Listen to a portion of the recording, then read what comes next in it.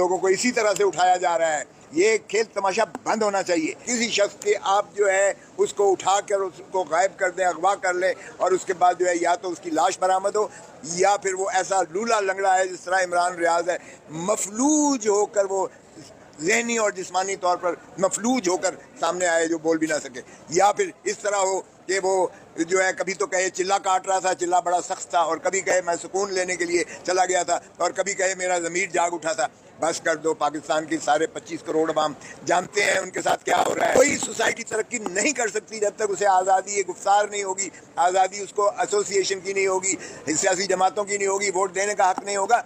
फिर रियासत की बजाय डिक्टेटरशिप कर दें।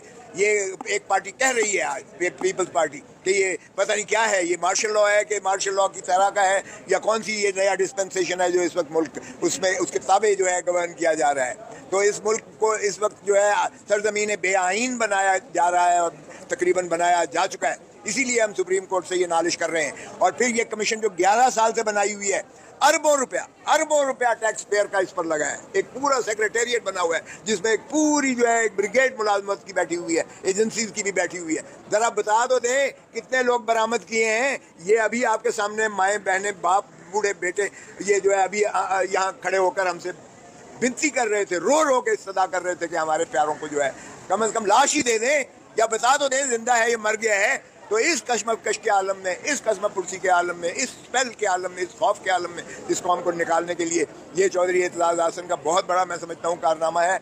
मैं तो वकील की हैसियत से आपके सामने इंशाल्लाह इसको जो आर्ग्यू करूँगा, लेकिन ये लाना ही एक बहुत पाकिस्तान के लिए खिदमत का बायस है और पाकिस्तान के अवाम को जो है उनके बुनियादी हकूक मिलने चाहिए। इस सरजमीन को आइन है कि उनके साथ भी ऐसा होने वाला है और कितने लोगों के हवाले से इत्तला है? अभी जो मैंने पूछा था यहाँ KPK के हमारे दोस्त आए हुए थे, KPK से अभी सैकड़ों हज़ारों गायब हैं अभी तक, और इसी तरह बलूचिस्तान से सैकड़ों नहीं हज़ारों गायब हैं इसी तरह, और बाकी कितनों को उठाया जा सकता है। आप भी जानते हैं कि जिसका लेबल या जिसका झंडा या जिसकी जो है बैज लगा होगा या जिसके घर पर कोई एक ख़ास मखसूस जमात का नाम लिखा हुआ होगा वो सारे उठाए जाएंगे। और ये काम जो है बदकिस्मती से पार्टी बनाना, पार्टी को जो है दफन करना, कायद को जो है बनाना, ऊपर से जो है बादशाह सलामत को लाना, और बादशाह सलामत को उसके बाद जो है खुद उसने कहा अपनी एड्रेस में कहा जो है वो जो वहाँ की मीनार पाकिस्तान पर कि ये कौन है जो 2-3 साल के बाद, हर 2-3 साल के बाद जो है हमें आवाम से जो है जुदा कर देते हैं। ये कौन है, ये क्या खेल तमाशा हो रहा है। वो खुद भी कह चुके ये बात, अगरचे उन्होंने नाम नहीं लिया, जिस तरह चौधरी साहब कहते हैं किसी का नाम नहीं लिया जा सकता था। ये खौफ है। इस खौफ के तहत जो है कभी भी न रियासतें तरक्की करती हैं न ममलिकत जो है इस तरह से फलते फूलते हैं।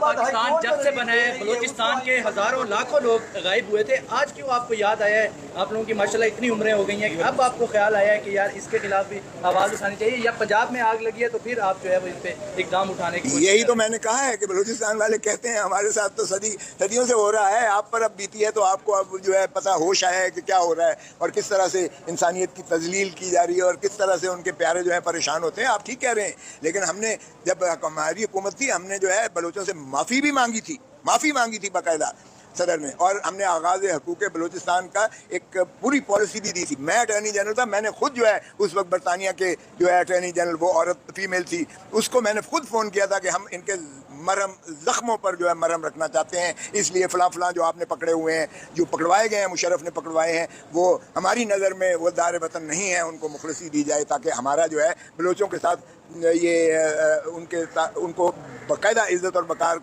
के साथ उनका रियासत में हम हिस्सा दें। तो ये मैंने खुद लिखा था, लेकिन अब बदकिस्मती, और मैंने छुड़वा लिया था उन्हें, ये गिज़ेन और ये बुक्टी साहब के जो ग्रैंड सन थे, तो ये और नवाब खैर बख्श मरी साहब के जो थे। तो ये बिल्कुल आप ठीक कह रहे हैं, इसका कोई जस्टिफिकेशन नहीं है कि क्यों अगर बलूचिस्तान में होता है पंजाब क्यों उससे बरहम नहीं होता है, KPK और बलूचिस्तान और सिंध क्यों नहीं उस पर आवाज़ उठाते।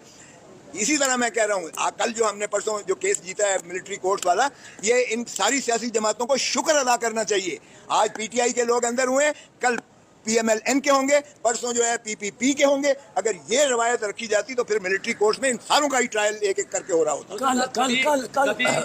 कल PPP के होंगे।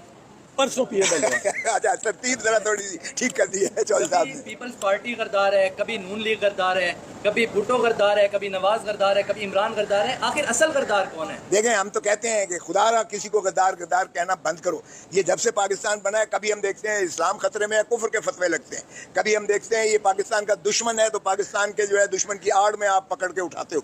अब एक नया रीत की कि ये जी इस्लाम, ये जो है गुस्ताख रसूल है, और वो कहा गया कि रुश्दी का वकील इसने रखा है, और वो एक मेथड इन मैडनेस बनाया गया इमरान खान को कत्ल करने के लिए। तो आज भी मैंने यही नालिश की इस्लामाबाद हाई कोर्ट में, इसकी जान को जो है आप महफूज कीजिए। जो भी पॉपुलर कायद आता है 1951 से ले लें। 16 अक्टूबर 1951 को लियाकत अली को शहीद किया गया, जुल्फ़िकार अली भुट्टो को शहीद किया गया, रानी शहीद बेनज़ीर भुट्टो को शहीद किया गया। क्या अब यही हम करने जा रहे हैं इमरान खान के साथ? तो ये नहीं होना चाहिए।